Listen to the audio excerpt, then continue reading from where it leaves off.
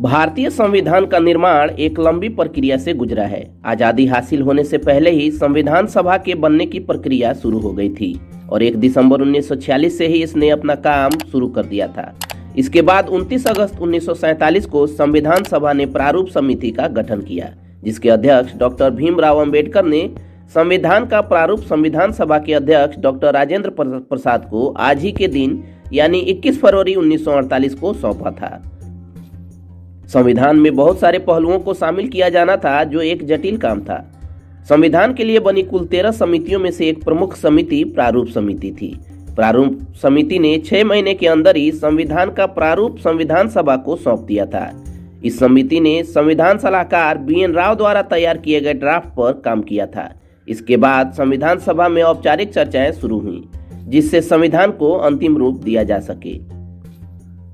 संविधान सभा के सदस्यों को करीब 8 महीनों तक इस प्रारूप के अध्ययन का मौका मिला। सभा में 3 स्तरों पर संविधान प्रारूप पर बहस हुई। नवंबर 1948 से 17 अक्टूबर 1949 तक कई बैठकों में इस प्रारूप पर सिलसिलेवार चर्चा हुई। तीसरे और अंतिम प्रारूप पर 14 नवंबर 1949 को चर्चा शुरू हुई। इसके बाद 26 नवंबर 1949 को संविधान को पारित कर दिया गया। गहन चर्चाओं में पेश किए गए सुझावों पर विचार करते हुए संविधान के प्रारूप को अंतिम रूप दिया गया। यह काम डॉक्टर भीमराव अंबेडकर के नेतृत्व में हुआ। आज लोगों को हैरानी होती है कि उस जमाने में संविधान सभा का निर्माण कैसे हुआ था, इसके सदस्यों की योग्यताओं को कैसे तय किया गया था।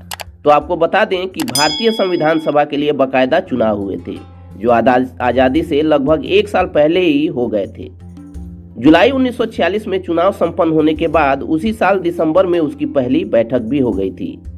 संविधान सभा के सदस्य वयस्क मताधिकार के आधार पर अप्रत्यक्ष रूप से निर्वाचित हुए थे।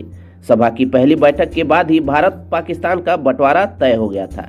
इसलिए बंटवारे के बाद मूल सभा के 389 सदस्यों में से भारत में 299 ही रह गए थे। इनमें से 229 चुने हुए और 70 सदस्य मनोनीत थे। इसमें कुल महिला सदस्यों की संख्या 15, अनुसूचित जाति के 26, अनुसूचित जनजाति के 33 सदस्य थे। सभा के समक्ष कई मसौदे पढ़े गए और हर बार ड्राफ्टिंग कमेटी के सदस्यों ने चर्चा का संचालन और नेतृत्व किया था। अधिकांश बार यह जिम्मेदारी अंबेडकर ने ही निभाई थी। चलिए दोस्तों, क्वेरा फ्लिक्स पर आज के इस वीडियो में इतना ही। जानकारी आप तक पहुंचती रहे उसके लिए आप हमारे YouTube चैनल को सब्सक्राइब कर लें और Facebook पेज को लाइक कर लें। साथ ही साथ अपने दोस्तों और रिश्तेदारों के बीच इस वीडियो के लिंक को शेयर भी करें। मिलते हैं एक और वीडियो में, तब तक keep searching for knowledge and try to be a kind person.